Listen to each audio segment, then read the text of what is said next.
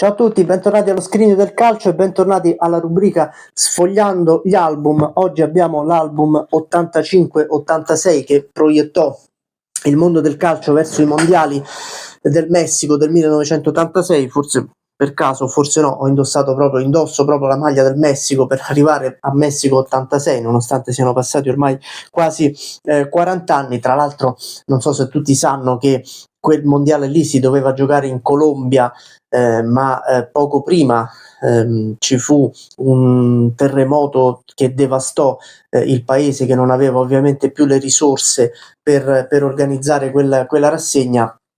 Il Messico, che aveva già organizzato quelli del 1970, si disse disposto a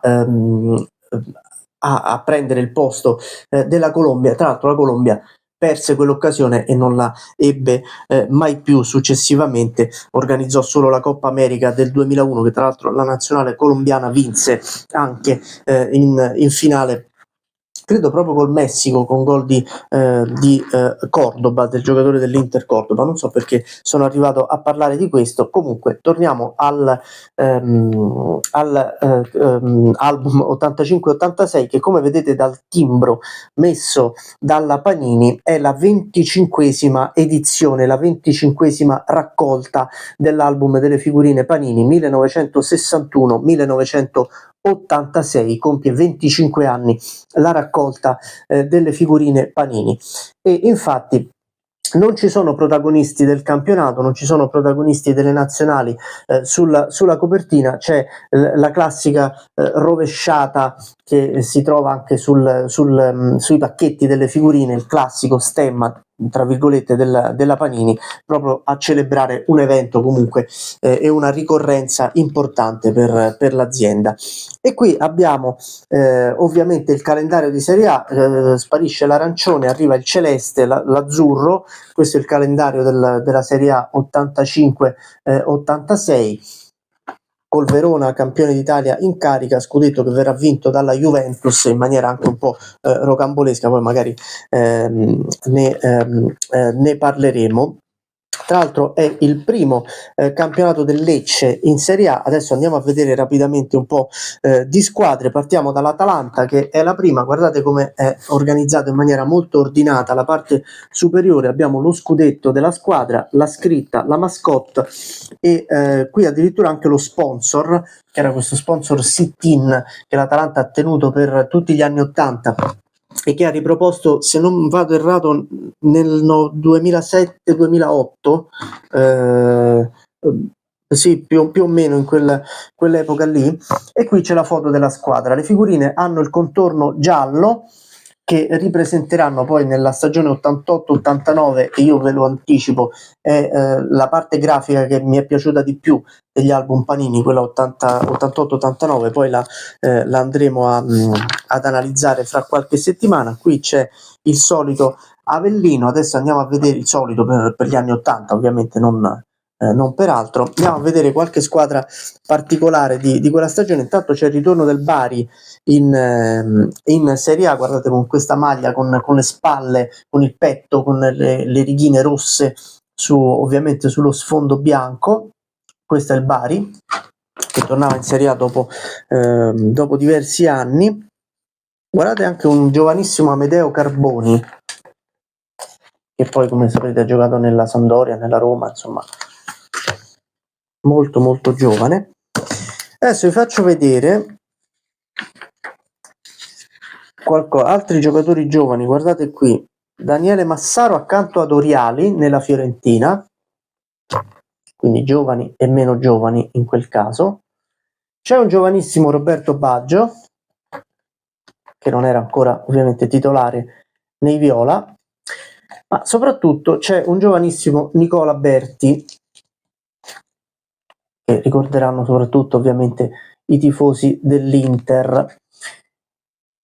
Poi faccio vedere la Juventus, che sarà campione d'Italia in quell'anno, e questo è il famoso anno in cui la Juventus parte a razzo, viene rimontata nella seconda parte dalla Roma, Si va verso uno spareggio, la Roma vince addirittura lo scontro diretto al ritorno 3-0, una Roma lanciatissima verso lo scudetto, e poi è il famoso anno del clamoroso Roma-Lecce 2-3 con il Lecce già retrocesso che vince all'Olimpico alla penultima giornata e sottrae, per così dire, lo scudetto ai giallorossi romanisti. Eccolo qua il Lecce, il primo Lecce nella storia della Serie A. Questa è la prima storica pagina dell'album Panini con il Lecce in Serie A. Questo è veramente un reperto storico. Poi il Lecce noi l'abbiamo visto tantissimo negli anni 80, anni 90, adesso comunque è una squadra che sorprende quasi quando non è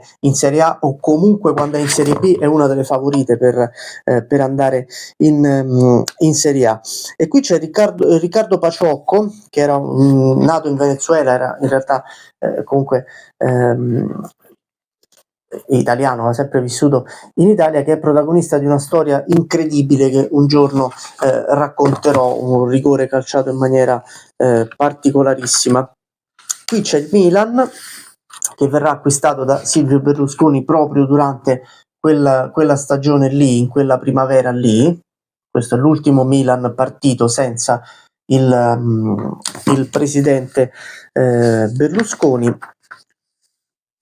Qui c'è il Napoli che l'anno dopo vincerà il campionato, è il Napoli che si appresta a vincere il campionato. Adesso vi faccio vedere la Roma, quella Roma che, come vi dicevo, perse il campionato. Qui c'è il Pisa, guardate Stefano Colantuono, che oggi noi conosciamo pelato, insomma conosciamo in un certo modo, guardate quanto era diverso qui a metà degli anni 80. E vi dicevo della Roma che perde il campionato in volata, la Roma 85-86, eccola qua, con Ancelotti, con Righetti, con Bruno Conti, con Graziani, insomma tutti nomi molto celebri di quella Roma, l'ultima Roma veramente forte prima poi dell'avvento di Sensi, della Roma insomma di fine anni 90, inizio anni 2000, l'ultima Roma che lotta per lo scudetto. E poi attenzione, perché adesso andiamo a vedere intanto l'Udinese con la maglia tra virgolette stile Monaco, che poi ha reindossato nella stagione 2020-2021, bellissima.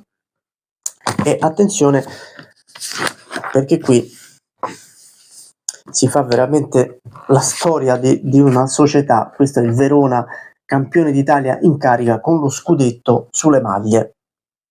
Chissà quando e se ricapiterà un giorno, non al Verona, ma magari ad una, tra virgolette, provinciale, di vincere lo scudetto. Lo scudetto del Verona credo sia stato veramente qualcosa che io dubito che possa ripetersi oggi, perché anche se dovesse succedere sì, forse l'Atalanta può essere la squadra che ci si avvicina di più, ma l'Atalanta ha dei giocatori veramente tanto forti. Io non c'ero quando ha vinto lo scudetto il Verona. Se forse l'Atalanta sì è la squadra perché il Parma era provinciale come città, come tra virgolette movimento calcistico, ma era una squadra di fuoriclasse che io mi sono stupito che non l'abbia vinto lo scudetto. Non mi avrebbe stupito lo scudetto del Parma. Il Verona è stata veramente una storia molto particolare. E guardiamo rapidamente la Serie B, Arezzo e Ascoli,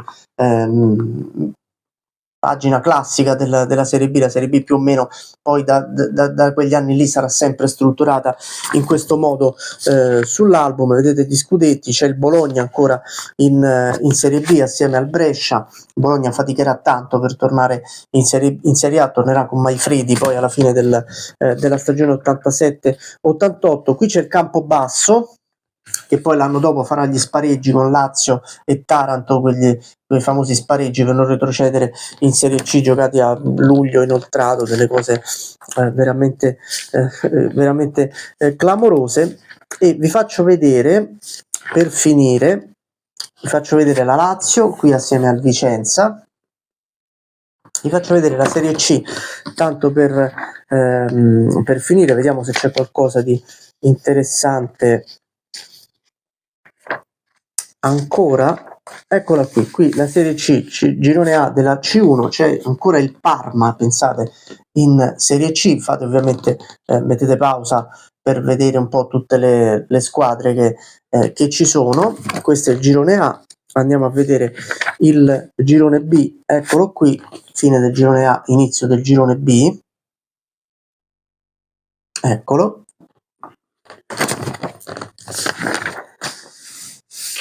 Ecco il girone B con tutte le sue squadre, e vi faccio vedere, qui ci sono gli scudetti del girone A della C2,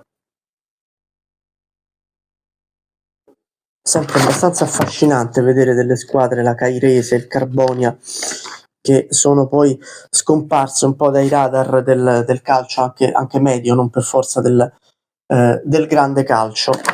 Questa è tutta la C2 che aveva ancora 4 gironi, e questo è l'album dell'85-86 che ha condotto il calcio italiano ai mondiali di Messico 86, quando l'Italia da campione del mondo uscì purtroppo agli ottavi di finale contro la Francia. Ne parleremo magari la settimana prossima, quando andremo ad analizzare l'album successivo a questo, 86-87. Voi iscrivetevi al canale, continuate a seguire i video, parlate con i vostri amici, fate insomma tutto ciò che può sostenere questo canale. Forza con i like, forza con i commenti, forza con le iscrizioni, avanti tutta!